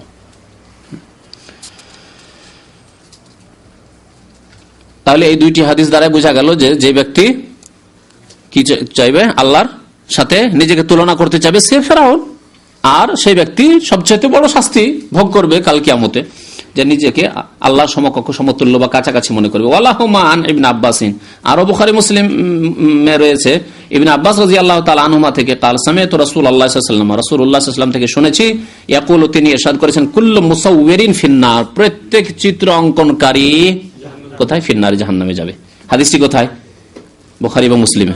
বুখারী মুসলিমের হাদিস। প্রত্যেক চিত্র অঙ্কনকারী জাহান্নামী। তাহলে প্রত্যেক যখন বলা হয়েছে তাহলে বোঝা গেল যে চিত্র অঙ্কন করে যদি আল্লাহর সাথে নিজেকে তুলনা করতে নাও যায়, চিত্র করে তৈরি করে যদি আমি পূজার জন্য নাও দিই, আমি শুধু আমার ব্যবসা পেট ব্যবসার জন্য, তবুও তার পরিণাম কি? ফিন্নার, জাহান্নাম। তাহলে বোঝা গেল যে যেই পাপের কারণে, যে গুনার কারণে জাহান্নামের কথা বলা হয়েছে, সেই গুনাহ কাবিরা না সাগিরা? কাবিরা। অনেকেই বাড়িতে নিজের বাপ, দাদা, পূর্বপুরুষ বা কোন হুজুর, পীর, মুরব্বী, তার ছবিকে ঝুলিয়ে রেখেছে। যদি বলা হয় যে এগুলি শিরকের কারণে এগুলি করবেন, বলছে আমরা তো শিরক কোনোদিন করবো না। এটা কল্পনাও করা যায় না। আমরা শিরক করি? বাবাকে কোনো সেজদা করি নাকি? দাদাকে কোনো সেজদা করি নাকি? দাদিকে, নানিকে কোনো সেজদা করি নাকি? ওইসব হয়? তাই হয় না। এসব যুক্তি খাড়া করে। শোনেন, তাদেরকে কি বলবেন? কুল্লু মুসাউয়িরিন ফিন্নার। প্রত্যেক চিত্র অঙ্কনকারী জাহান্নামে যাবে। আমরা যারা স্টুডিওতে ছবি তৈরি করি, আমরা কি পূজা করার জন্য দিচ্ছি নাকি? আমরা পূজা করার জন্য, আমরা পেটের ব্যবসার জন্য দিচ্ছি। আমরা যে কি উদ্দেশ্যে কে নিয়ে যাচ্ছে সেটা আমাদের দেখার নয়। কুল্লু মুসাউয়িরিন ফিন্নার, কুল্লু মুসাউয়িরিন ফিন্নার। যেমন কুল্লু বিদআতিন দালালা, কুল্লু মুহদাসাত, প্রত্যেক নতুন কাজ ধর্মের নামে হইলে ওর নাম বিদআত। কুল্লু বিদআতিন, প্রত্যেক বিদআত হচ্ছে গুমরাহি। হ্যাঁ, কেউ যদি বলতে না এগুলি বিদআতে হাসানা, যে বিদাতিরা যে সব বিদাত করে ওগুলো হলো বিদাতে হাসানা তার কাছে, তাহলে তো নিজের খেয়াল খুশি আপনি ধর্ম গ্রহণ করলেন যে আমরা যেগুলো করি সেগুলি হাসানা, আর ওরা যেগুলি করে ওদের কাছে হাসানা, আপনার কাছে সেগুলি সাইয়া। তাহলে এই বিদাতে হাসানা সাইয়ার ভাগ কোথায় পেলেন আপনি? কোথাও ইসলামে নেই। রাসূলুল্লাহ সাল্লাল্লাহু আলাইহি ওয়াসাল্লাম বলেছেন কুল্লু বিদআতিন দালালা কুল্লু দালালাতিন ফিন্নার। তেমনি কুল্লু মুসাউয়িরিন ফিন্নার। ইউজআলু লাহু বিকুল্লি সূরাতিন সাওয়ারাহা নাফসুন ইউআযাবু বিহা ফি জাহান্নাম। আরো একটি কথা শুনে, আল্লাহু আকবার, যত ছবি চিত্র অঙ্কন করেছে বা ছবি তুলেছে, ইউজআলু লাহু বিকুল্লি সূরাতিন সাওয়ারাহা, প্রত্যেক ছবির বদলে তার একটি জীবন প্রাণ দান করা হবে। তাহলে 1 লক্ষ ছবি যদি তৈরি করে থাকে, তাহলে 1 লক্ষ প্রাণ দেওয়া হবে একজন আব্দুল্লাহকে, যে আব্দুল্লাহ স্টুডিওর মালিক বা চিত্রকর, হ্যাঁ, আর্টিস্ট। কি বলে ওদেরকে? আর্টিস্ট বলে না আর কিছু বলে? হ্যাঁ, ফটোগ্রাফার না, যারা এই হাত দিয়ে তৈরি করে চিত্রকর, আর্টিস্ট। তাহলে একটি প্রাণ দেওয়া হবে একটি ছবির বিনিময়ে। ইউআযাবু বিহা ফি জাহান্নাম, এবং তা দিয়ে তাকে শাস্তি দেওয়া হবে। তার মানে ওই 1000 লক্ষ প্রাণ, যতগুলি ছবি তৈরি গেছে ততগুলি প্রাণে তাকে শাস্তি দেওয়া হবে। কত শাস্তি হবে তাহলে? একটি প্রাণে শাস্তি পেলে এত শাস্তি, তাহলে আমার মতো আমি সেই এতগুলি প্রাণ পেয়েছি আর সবগুলিতে শাস্তি হচ্ছে। আল্লাহু আকবার। এই হাদিসটিও কথাকার? বুখারী মুসলিমের হাদিস, মনে রাখবেন। ওয়ালাহুমা, বারবার এই জন্য বলছি যে বুখারী মুসলিমের হাদিস সবগুলি সহিহ, এবং সমস্ত উম্মত, হানাফি, শাফিঈ, মালিকি, হাম্বলি, সমস্ত উম্মতের ইত্তেফাক রয়েছে, ঐক্যমত রয়েছে যে বুখারী মুসলিমে যত হাদিস আছে সহিহ। তালাক্কাতিল উম্মাহ বিল কবুল, সাদরে গ্রহণ করেছেন। সে মানেনি, তাবিল করেছে, হয় অজ্ঞতার কারণে অথবা অন্ধ অনুকরণের কারণে। হয় অজ্ঞতা পিছনে আছে, অথবা অন্ধ অনুকরণ আছে, অন্ধ তাকলিদ আছে, বা আর কিছু আছে। কিন্তু হাদিসের কিতাব হিসাবে আসাহুল কুতুব বাদা কিতাবিল্লাহ সহিহুল বুখারী সুম্মা মুসলিম, এই কথার ইত্তেফাক। সবচাইতে সহিহ কিতাবুল্লাহ পরে কোরআনে কারীমের পরে সহিহ বুখারী, তারপরে হচ্ছে সহিহ মুসলিম। এর উপর ইত্তেফাক আছে তাদেরও। মানার ক্ষেত্রে গিয়ে হয়তো বিকৃতি, অস্বীকৃতি সরাসরি না থাকে, বিকৃতি আর একটি দলিল আছে আমাদের, হ্যাঁ, এই জন্য আমরা ওইটার উপর আমল করছি ইত্যাদি। আমাদের ইমাম সাহেব এত বড় আলেম ছিলেন, তিনি তো আমাদের চাইতে বেশি বুঝতেন। তিনি তো এই হাদিসটি সামনে ছিল তার, তো তিনি এটির উপর আমল না করে ওটির উপর আমল করেছেন। তার মানে নিশ্চয়ই এই ক্ষেত্রেও চলবে, ওটাও চলবে, এটাও চলবে, বিভিন্ন রকমের অজুহাত এই সব করেছে তারা হয়তো। ওয়ালাহুমা আনহু। আর বুখারী মুসলিম আরো এক রিওয়ায়াত রয়েছে ইবনে আব্বাস রাদিয়াল্লাহু তাআলা মারফু, মানে আল্লাহ রাসূল সাল্লাল্লাহু আলাইহি ওয়াসাল্লাম থেকে, মান সাওয়ারা সূরাতান ফিদ দুনিয়া, যেই ব্যক্তি একটি ছবি অঙ্কন করবে দুনিয়ায়, পৃথিবীতে, কুল্লিফা, তাকে এই দায়িত্ব দেওয়া হবে, কুল্লিফা আইয়ানফাখা ফিহার রূহ, যে তুমি যে ছবি তৈরি করেছো তাতে তুমি কি করো? আত্মদান করো। একটি তৈরি করলে একটিতে দাও, হাজার তৈরি করেছেন তাহলে তাতে আত্মদান করো। ওয়ালাইসা বিনাফিখিন, কিন্তু আত্মা দান করতে পারবে না। দুনিয়াতেও যেমন পারেনি, আখিরাতে তো অসহায়। দুনিয়াতে তো অনেক সম্বল ছিল, অনেক প্রযুক্তি ছিল, অনেক বিজ্ঞান ছিল, জ্ঞান ছিল, বুদ্ধি ছিল, হ্যাঁ, তারপরেও পারেনি। যন্ত্রপাতি ছিল, যন্ত্রপাতি দিয়ে অনেক কিছু আমাদের এক শ্রেণীর লোকেরা করতে পারছে হয়তো, কিন্তু আখিরাতে তো তখন তো কিছুই থাকবে না। দুনিয়াতেই যখন আপনি আত্মা দিতে পারেননি, আত্মা দিতে পারলে তো মানুষ আর ছেড়ে দিত না। হ্যাঁ, যারা বন্ধা বাঁধা মানুষ ছেলে হয় না তারা ওই কাজই করতো। হ্যাঁ, আত্মা দিতে পারবে না। ওয়ালে মুসলিমের মুসলিম শরীফে রয়েছে আন আবিল হাইয়াজ তাবেই আলী রাদিয়াল্লাহু তাআলা আনহু ছাত্র, তিনি বর্ণনা করেছেন কালা লি আলী, আমাকে আলী ইবনে আবি তালিব রাদিয়াল্লাহু তাআলা বলে, চতুর্থ খলিফা রাশিদ রাদিয়াল্লাহু তাআলা আনহু ওয়ারদা, আলা আবআসুকা আলা মা বাসানি আলাইহি রাসূলুল্লাহ সাল্লাল্লাহু আলাইহি ওয়াসাল্লাম, তোমাকে এমন এক দায়িত্ব দিয়ে আমি প্রেরণ করব কি, যেই দায়িত্ব দিয়ে আমাকে প্রেরণ করেছিলেন রাসূলুল্লাহ সাল্লাল্লাহু আলাইহি ওয়াসাল্লাম। আমাকে এক মিশনে পাঠিয়েছিলেন, এক ডিউটিতে পাঠিয়েছিলেন রাসূলুল্লাহ সাল্লাল্লাহু আলাইহি ওয়াসাল্লাম, তার জীবদ্দশায় সেই দায়িত্ব আমি চাইছি তোমাকে দেব। আল্লাহু আকবার। যাতে করে এই কথা বলার উদ্দেশ্য কি, যাতে করে অনুপ্রেরণা সৃষ্টি হয় যে এটি শুধু আলী রাদিয়াল্লাহু তাআলা আনহুর আদেশ না, এটি রাসূলুল্লাহর আদেশ। শুধু যদি এমনি বলা হতো যে তোমাকে এই কাজটিতে পাঠাচ্ছি, তাহলে ওই রকম হয়তো গুরুত্ব নাও হইতে পারে যে এটি হয়তো আলী রাদিয়াল্লাহু তাআলার হুকুম। আমি যদি আপনাকে বলি যে ভাই এই কাজটি করে আসেন, ভাবেন যে এটা হুজুরের হুকুম, করলে হয় না করলে হয়। কিন্তু যদি বলি আল্লাহ রাসূলের হুকুম, রাসূলুল্লাহ এই কাজ করেছেন, আপনাকে এই কাজ করতে হবে, তাই না? তাহলে তখন ব্যাপার আলাদা, তখন সেটি দিন হিসাবে আপনি করবেন। হ্যাঁ, সেটিকে ইবাদত হিসাবে করবেন, আপনি নেকির আশায় সেটিকে করবেন। আর সেটিকে আপনি না করলে আপনি গুনাহগার হওয়ার ভয় আশঙ্কা আছে। হ্যাঁ, আল্লাহ এবং রাসূলের নাফরমানির ভয় আছে তখন আপনার। তাই তিনি বলছেন আলা আবআসুকা, তোমাকে কি আমি পাঠাবো না এমন একটি দায়িত্ব দিয়ে, যেই দায়িত্ব দিয়ে আমাকে প্রেরণ করেছিলেন, পাঠিয়েছিলেন রাসূলুল্লাহ সাল্লাল্লাহু আলাইহি ওয়াসাল্লাম। কি দুইটি ডিউটি দিয়েছিলেন। আল্লাহ তাদা সূরাতান ইল্লা তামাসতাহা, যে কোনো জায়গায় কোনো ছবি যদি দেখো, হ্যাঁ, কোন মূর্তি যদি দেখো, ছবি হোক আর মূর্তি, সূরা কিন্তু সূরা ছবিকেও বলা হয় আর মূর্তিকেও বলা হয়।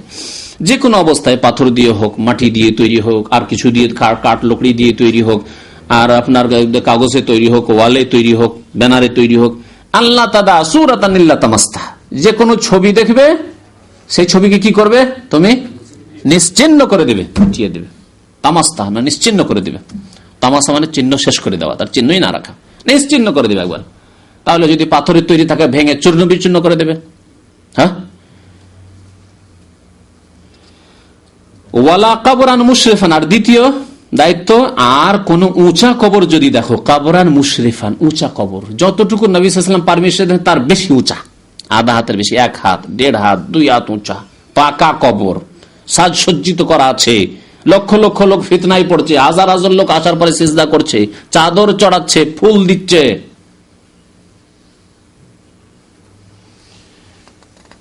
যদি কোনো উঁচা কবরকে তুমি দেখতে পাও, ইল্লা সাওয়াইতাহু, তাকে কি করে দেবে, হ্যাঁ, সমান করে দেবে, সমতল করে দিবে, যেমন আম জমিন রয়েছে ওইরকম করে দিবে, নিশ্চিন্ন করে দাও, যাতে করে শিরকের আড্ডা না থাকে। সাওয়াইতাহু, বরাবর করে দেবে। যদি দেখা যায় যে এখানে যদি আধা হাত করে রাখি, কারণ এখানে লক্ষ লক্ষ লোক এসে সিজদা করতো, তাহলে আবার ওই জায়গায় চিনে নিয়ে আবার এসে পূজা শুরু করে দিবে। আজকে ভেঙে গেলাম, আগামী বছর এসে আবার ওরসের মেলা লাগিয়ে পূজা শুরু করে দিবে। তাহলে সবাই তো একেবারে বরাবর করে দেবে, নিশ্চিন্ন করে দেবে ওই জায়গায়, যাতে করে চিনতে না পারে যে কবর কোথায় আছে, ছাপ করে দেবে বলে। আর যদি দেখা যায় যে না, এই ফিতনা আর করতে পারবে না, তারা নির্মূল হয়ে গেছে, কবর মাজার পূজারী তারা তাদের কোমর মাজা ভেঙে গেছে, সুতরাং তারা আর এসে এখানে করতে পারবে না, তাহলে মুসলিমের কবরকে আধা হাত উঁচু করে রাখা যায়, যাতে করে বোঝা যায় যে এখানে কবর আছে। আর ফিতনা যদি আশঙ্কা খুব বেশি থাকে, তাহলে সেখান থেকে যদি কিছু থাকেও, প্রথম কথা 30 বছরের বেশি হাড় হাড্ডি থাকে না, 30 বছরের কম, 10-20 বছরের কবর, আর ওই কবর পূজা শুরু হয়েছে, তাহলে হাড় হাড্ডিকে উঠিয়ে নিয়ে গিয়ে অন্য কথা আম কবর, মুসলমান কবরস্থানে এমন জায়গায় দাফন করেন যে হদিসই না পায় যে কোন কবরস্থানে দাফন করা হয়েছে, সেখান থেকে সব সাফ করে দেন। ইল্লা সাওয়াইতাহু, একবার বরাবর করে দেন, সাধারণ সমতল জমিনে পরিণত করে দেন। কার হুকুম? রাসূলুল্লাহ সাল্লাল্লাহু আলাইহি ওয়াসাল্লামের হুকুম, তারপরে আলী রাদিয়াল্লাহু তাআলা আনহুর হুকুম। সুতরাং আজকে যদি কেউ করে, এটি হচ্ছে আইন, শরীয়ত, এটি হচ্ছে শরীয়ত। আর এখান থেকে দাওয়াত শুরু করা উচিত। নবী করিম সাল্লাল্লাহু আলাইহি ওয়াসাল্লাম মক্কা এসে প্রথম মক্কায় আবু জাহল, আবু লাহাবের কাছ থেকে নেতৃত্ব ছিনিয়ে নেননি, প্রথম এসে 360টি মূর্তিকে ভেঙেছেন, ঠিক কিনা?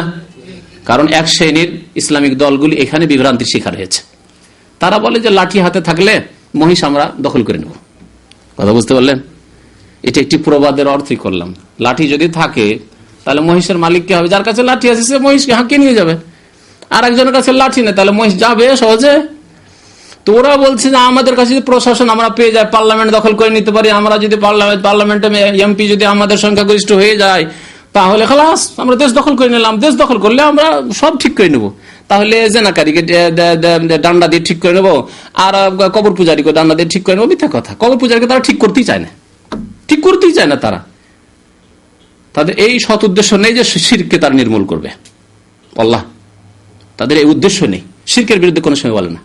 বরং তাদের এই বক্তব্য আছে যে বৃহৎ স্বার্থের জন্য কবর মাজার পূজারীদের সাথে কি করা যাবে? আতাত করা যাবে। জি, তাদের একজন যোগ্য ব্যক্তির এই বক্তব্য আছে। তো কথা হচ্ছে যে তারা এই ক্ষেত্রে সততা নেই, শিরক নির্মূল করতে চায় না। তারা তাদের পার্থিব যে লোভ লালসা আছে সেটা হাসিল করতে চায়। যে দেখো, আমাদের যদি এই ক্ষেত্রে একমত হয়ে যায়, এই কবর মাজার পূজারীরা তোমরা যদি এই ক্ষেত্রে একমত হয়ে যাও যে আমাদেরকে তোমরা পার্লামেন্টে পাঠিয়ে দেবে, ভোটটা দেবে, আওয়ামী লীগকে না দিয়ে, বিএনপিকে না দিয়ে, অন্যদেরকে না দিয়ে আমাদেরকে দেবে, তাহলে তোমাদের সাথে আর কোনো বিরোধ নেই, তোমাদের সাথে আর কোনো বিরোধ নেই।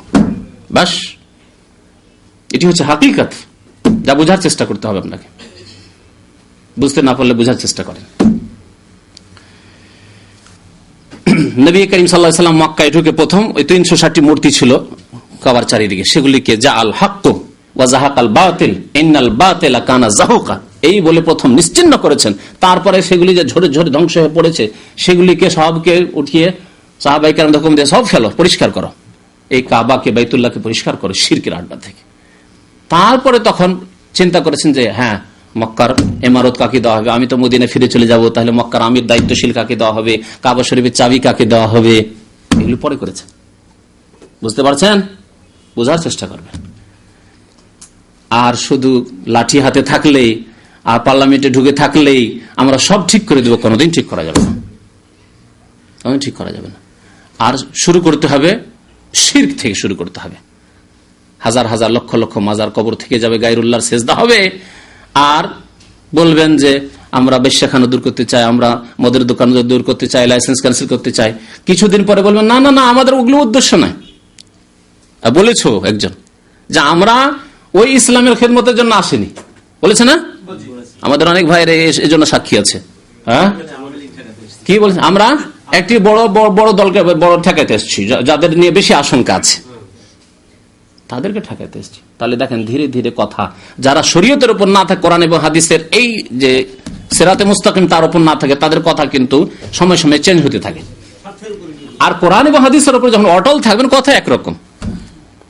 আমরা কবর পূজা, মাজার পূজা, মূর্তি পূজা, আল্লাহ ছাড়া অন্যের পূজাকে প্রথম মেটাতে এসেছি, যার জন্য আম্বিয়া এবং রাসূলগণ প্রেরিত হয়েছেন, এবং রাসূলুল্লাহ সাল্লাল্লাহু আলাইহি ওয়াসাল্লাম এই সুন্নাত আমাদের মাঝে রেখে গেছেন, এই আদর্শ রেখে গেছেন। এটি হচ্ছে আদর্শ। শিরক থেকে যাবে, আর নামাজ পড়ে কোনো কাজ হবে না, রোজা রেখে, হজ করে, যাকাত দিয়ে কোনো কাজ হবে না যদি শিরক, কবর, মাজার পূজা থেকে যায়। সুতরাং প্রথম তা মুছে ফেলতে হবে। এটি হচ্ছে আদেশ। আল্লাহ যেন আমাদেরকে তৌফিক দান করেন। আল্লাহ যেন ইসলামিক রাষ্ট্র সারা পৃথিবীতে কায়েম করার তৌফিক দান করেন। কোরআন এবং হাদিসের আলোকে শিরককে নিশ্চিহ্ন করা আল্লাহ তৌফিক দান করেন। আল্লাহ রাব্বুল আলামিন কাতিলুহুম হাত্তা লা তাকুনা ফিতনাহ, আর নবী সাল্লাল্লাহু আলাইহি ওয়াসাল্লাম আল ফিতরাতু আশ-শিরক, আল ফিতরাতু আশ-শিরক, আল ফিতরাতু আশ-শিরক।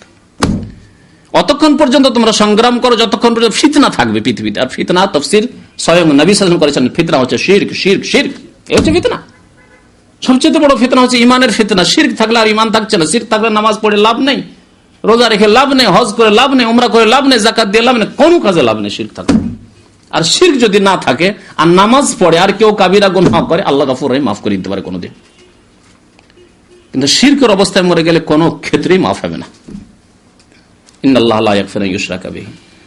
আর শিরকের রাস্তা হচ্ছে দুইটি, একটি হচ্ছে কবর পাকা করা, কবরকে সাজসজ্জিত করা, আর একটি হচ্ছে মূর্তি বা চিত্র অঙ্কন করা, বা খোলা জায়গায় রাখা, ঝুলিয়ে রাখা, বা হেফাজতে রাখা। এসব থেকে যথাসাধ্য নিজেকে বাঁচিয়ে রাখার চেষ্টা করুন। আল্লাহ যেন আমাদেরকে নেক আমলের তৌফিক দান করেন, গুনাহ থেকে বেঁচে থাকার আল্লাহ তৌফিক দান করেন। আল্লাহ রাব্বুল আলামিন আমাদেরকে অন্যায় থেকে, পাপের কাজ থেকে যেন বাঁচিয়ে রাখেন। আমিন। সাল্লাল্লাহু আলা নবিয়িনা মুহাম্মদ ওয়া আলা আলিহি ওয়া সাহবিহি আজমাইন। চাকরিজীবীরা যারা অফিসে ফটো রাখতে বাধ্য, রাষ্ট্রপ্রধান বা সরকার প্রধানের, তারা হতে পারে কি? বাধ্য যদি করা হয় তো গুনাহ হবে না তার। কেন? অফিসের মালিক আপনি না, অফিসের একজন আপনি চাকরা, আপনি অফিসের মালিক নন, অফিসের মালিক আছে, রাষ্ট্রনেতা, তারা গুনাহগার হবে। তবে যদি আপনাকে সেজদা করতে, প্রণাম করতে, সেজদা করতে বাধ্য করা হয়, তাহলে চাকরি ছেড়ে দেবেন। আমি শিরক, আমি মুশরিক হব না। জি,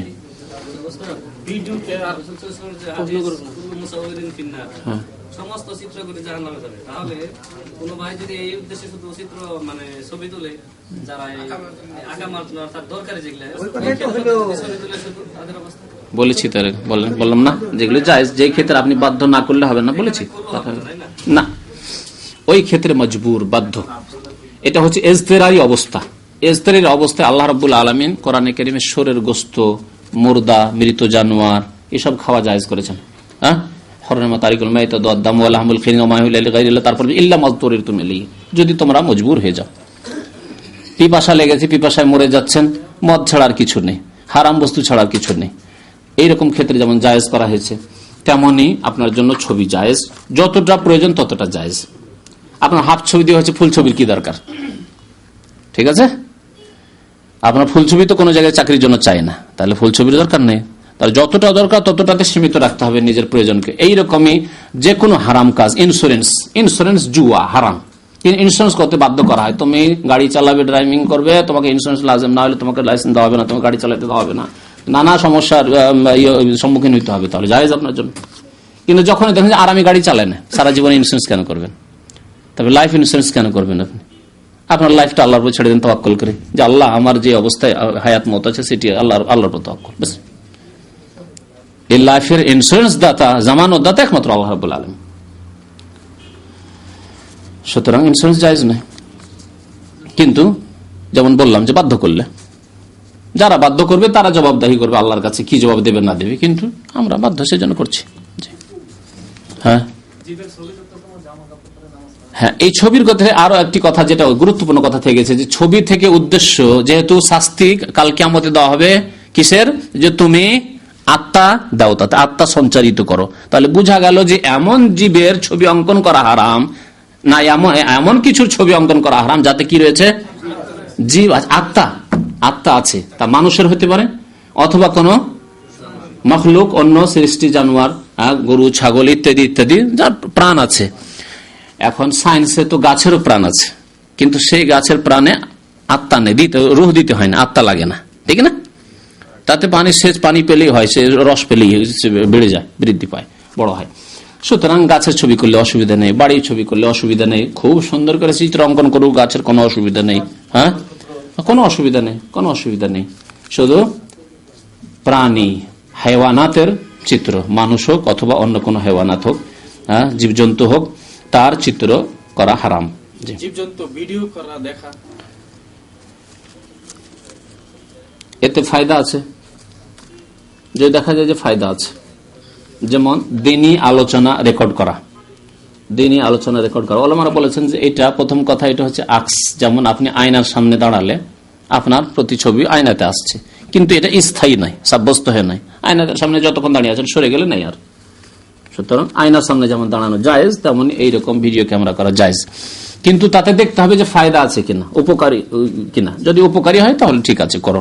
আর যদি উপকারী না হয়, বরং অনর্থক সময় নষ্ট করা, বিভিন্ন জানোয়ার দেখতে ঘন্টাকে ঘন্টা দাঁড়িয়ে দাঁড়িয়ে দেখছে, হয়তো তার বিবি অপেক্ষা করছে, এসছে বাজার করার জন্য শিখতে, আর বাজার হতে এসে জীবজন্তু দেখে ঘন্টাকে ঘন্টা দাঁড়িয়ে আছে। আমি দেখছি বেশ কিছু লোককে এখানে এক ঘন্টা দাঁড়িয়ে আছো, খেয়াল নেই যে কতক্ষণ দাঁড়িয়ে আছো, সময় হয় অপচয় করে। এতক্ষণ জিকির আজকার করলে কাজে লাগতো।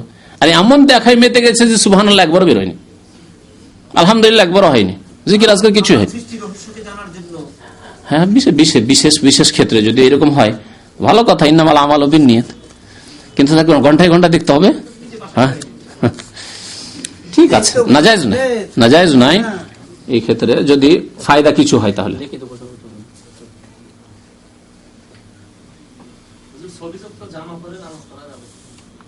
জীবের ছবি থাকলে না, খুলে দেবে। আমার ছেলে মেয়ে 4 জন, কিন্তু আমি সবার আকিকা কিসে এক সময় দিয়েছি নাকি? আকিকার মাংস এক সময় কেন দিলেন? ওই ভাগ, গরুর ভাগার কোন আকিকার প্রমাণ নেই। মানুষের শুধু এমনি যুক্তিগত ফতোয়া যে কুরবানি চলছে তো আকিকা চলবে, কিন্তু নবী সাল্লাল্লাহু আলাইহি ওয়াসাল্লাম, সাহাবায়ে কেরাম কেউ করেননি এরকম আকিকা। আকিকা দিবেন খাসি দিয়ে, খাসি, বকরি, বকরা, দুম্বা, ভেড়া, ভেড়ি, এসব দিবেন, ছেলে হলে 2টি আর মেয়ে হলে 1টি করে, ভাগ নেই এতে। আকিকার মাংস কোন গরিব লোককে দিইনি, সব খেয়ে ফেললেন, এখন আমার কি করণীয়? সুন্নতের খেলাফ। সুন্নত হচ্ছে যে নিজে খান, গরিব মিসকিনকে খাওয়ান এবং বন্ধু বান্ধব আত্মীয় স্বজনকে খাওয়ান, প্রতিবেশী পাড়া প্রতিবেশীকে খাওয়ান। সুন্নতের খেলাফ কাজ করেছেন, ইনশাআল্লাহ গুনাহগার হবে না, কিন্তু এরকম বখিলি করবেন না, বড় কৃপণতা আছে।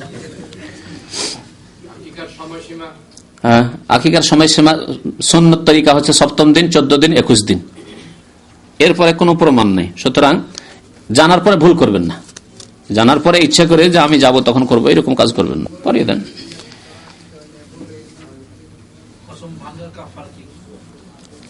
বর্তমান যুগে মোবাইল ফোনের মেমোরিতে অনেকে ছবি রাখেন, তা কতদূর শরীয়তসম্মত? মেমোরিতে যদি এর উপরে থাকে, সবসময় স্ক্রিনে থাকে, তাহলে ঠিক নয়, কিন্তু যদি সবসময় স্ক্রিনে না থাকে, ভিতরে আছে, আর কখনো প্রয়োজনে সেটা প্রয়োজন পড়তে পারে, অসুবিধা নেই ইনশাআল্লাহ। বিবাহ করা ফরজ নাকি সুন্নত? মাশাআল্লাহ, বিবাহের ক্ষেত্রে দেখেছেন, কালকে রাত্রে এক ভাই জিজ্ঞেস করছিল, এই জবাব কালকে রাত্রে দিয়েছি, ওনারাই তো করেননি আবার। আচ্ছা, খেতে বসে সালাম দেওয়া যাবে কি, আর এবং জবাব দেওয়া যাবে কি, 2টি প্রশ্ন। বিবাহ করা ফরজ নাকি সুন্নত, আপনার অবস্থা আর উপর নির্ভর করছে। বিবাহ করা কখনো ফরজ আর কখনো নাজায়েজ, আর সাধারণ অবস্থায় অধিকাংশ মানুষের জন্য সুন্নত। কি বুঝলেন? 3টি হুকুম। ফরজ কখন? যখন বিবাহ না করলে গুনাহ হচ্ছে। সাবালক মানুষ এখন বিবাহ না করলে মন মানসিকতা ঠিক নেই, বাজারে গেলে শুধু ওই লেডিজ মার্কেট যেতে ইচ্ছা করে, হ্যাঁ, ওই মহিলা দিয়ে দেখতে ইচ্ছা করে, হ্যাঁ, টেলিফোন করতে ইচ্ছা করে, চাচাতো বোন মামাতো বোনদের টেলিফোন করি, আর যাচ্ছে ওতে মোবাইল বিল যাচ্ছে, হ্যাঁ, ইন্টারনেটে যখন তখন বসেন, আর শুধু খালাতো বোন, মামাতো বোন, ফুফাতো বোন, ভাবি আর শালি, বিয়ে তো করেননি, ইত্যাদি ইত্যাদি, বা ভাইয়ের শালি, অমক তমক, এই গল্প শুধু গল্প করতে ভালো লাগে, গুনাহ। হস্তমৈথুন ইত্যাদি ইত্যাদি, আরো গুনাহ, জেনার আশঙ্কা, চোখের জেনা, এসব হওয়ার আশঙ্কা, তাহলে বিবাহ করা ফরজ, তাহলে বিবাহ করা ফরজ। গুনাহ থেকে বাঁচা ফরজ, সেই জন্য গুনাহ থেকে বাঁচতে পারবেন বিবাহ করলে, সেই জন্য ফরজ। আর বিবাহ করা নাজায়েজ কখন? যখন কারো কাছে পুরুষত্ব থাকবে না, বিয়ে করে হক আদায় করতে পারবেন না, তখন বিবাহ করা নাজায়েজ। হুকুমটা শুনেন, গল্প না করে। আর সাধারণ অবস্থায় সাবালক হলে বিয়ে করা সুন্নাত, সাবালক হলেই বিয়ে করা সুন্নাত, যত তাড়াতাড়ি করতে পারেন ভালো কথা। জি, সালাম, সালাম যে কোনো অবস্থায় দেওয়া যাবে, সালাম যে কোনো অবস্থায় দেওয়া যাবে, খাওয়ার অবস্থায় দেওয়া যাবে, নামাজের অবস্থায় দেওয়া যাবে, হ্যাঁ, কোরআন তেলাওয়াতের অবস্থায় দেওয়া যাবে, পেশাব পায়খানা থেকে আছে, বাথরুমে আছে, ওর বাড়িতে গেছেন, অফিসে গেছেন, দেখছেন বাথরুমে ঢুকে গেছে, সালাম আলাইকুম বাইরে থেকে বলেন, কোনো অসুবিধা, সব অবস্থায় সালাম দেওয়া যাবে। জবাব কিছু কিছু অবস্থায় দেওয়া যাবে, নামাজের অবস্থায় জবাব দেওয়া যাবে না ওয়ালাইকুম আসসালাম বলে। কোরআন তেলাওয়াতের অবস্থায় কোরআন তেলাওয়াতকে একবার মধ্যখানে স্টপ করে দেওয়া যাবে না, আয়াত কমপক্ষে শেষ করতে হবে, অথবা কোরআনটা রেখে তারপর দিতে হবে। আর নাপাকি অবস্থায়, পেশাব পায়খানার অবস্থায় বাথরুমে ঢুকে আছে না, সালাম দিল, আর বাথরুমের ভিতরে ওয়ালাইকুম সালাম, বসেন, আসছি না, জায়েজ না, জায়েজ না। তাহলে জবাব দেওয়া ওয়াজিব, কিন্তু জবাব তখন দেওয়া যাবে না, পরে বাথরুম থেকে বেরিয়ে জবাব দেবেন, নামাজ শেষ করে জবাব দেবেন, কোরআনের আয়াতটা শেষ করে জবাব দেবেন। আর খাওয়ার সময় সালাম দেওয়া যাবে, আর খাওয়ার সময় সালামের জবাবও দেওয়া যাবে। হ্যাঁ, কি স্যার? ওযু করছে ওই অবস্থায়? না, সব ভুল কথা। ওযুর অবস্থায় কথা যখন বলা যায়, তো নেকির কথা বলা যাবে না, সালাম দিলে নেকি, হ্যাঁ, 30 নেকি, আসসালামু আলাইকুম রাহমাতুল্লাহি ওয়া বারাকাতুহু বলে, ওয়ালাইকুম আসসালাম ওয়া রাহমাতুল্লাহি ওয়া বারাকাতুহু, 30 নেকি, এটা কি করা যাবে না, কোনো অসুবিধা নেই ইনশাআল্লাহ। এগুলি সব ভ্রান্ত ধারণা, জাহেলদের ফতোয়া, জাহেলদের ফতোয়া, আর আমাদের সে জাহেল কিতাবগুলিতে আছে। হ্যাঁ, হ্যাঁ, সব জায়গায় ফেরেশতা থাকে, এখানেও ফেরেশতা আছে, মসজিদেও ফেরেশতা আছে। জি জি জি, না, ওই লোক পরে জবাব দিবে, জবাব অবশ্যই দিতে হবে। আর ওজোর সময় জবাব দিতে অসুবিধা কি? কোনো অসুবিধা নেই না। যেটা জায়েজ সেটাকে নাজায়েজ মনে করে বিদাত। আরেকটি কথা মনে হয়, যেটা জায়েজ সেটাকে নাজায়েজ মনে করা বিদাত। তাহলে ওযুর অবস্থায় ওয়ালাইকুম আসসালাম বলা যাবে, কেউ যদি না আমি এখন দেবো না, ওযু করে দেবো, তাহলে বিদাত। আপনার জন্য গরুর গোশত খাওয়া জায়েজ, খান না, সে রুচি হয় না, খান না, যদি বলেন না না না খাওয়া ঠিক নয়, তাহলে বিদাত। বুঝতে পেরেছেন? হ্যাঁ। ওয়া সাল্লাল্লাহু আলা নবিয়িনা মুহাম্মদ ওয়া আলা আলিহি ওয়া সাহবিহি আজমাইন।